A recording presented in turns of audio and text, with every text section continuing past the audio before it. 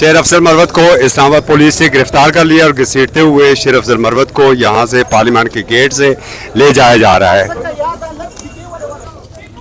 ये इस वक्त सूरत हाल है पार्लियामेंट के गेट की, पार्लियामेंट के 1 नंबर गेट के ऊपर ये पुलिस जो है वो शेर अफजल मरवत को गिरफ्तार कर लिया उसने।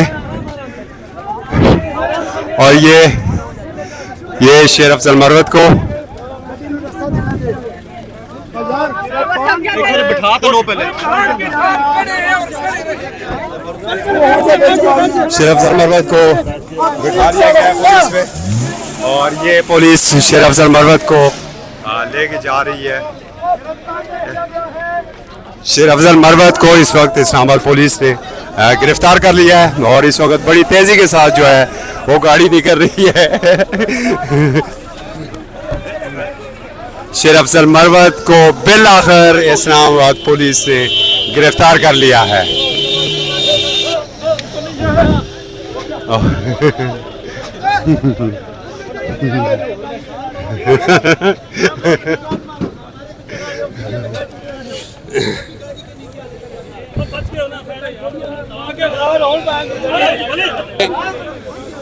हाँ बस ना नहीं आपको आप करें।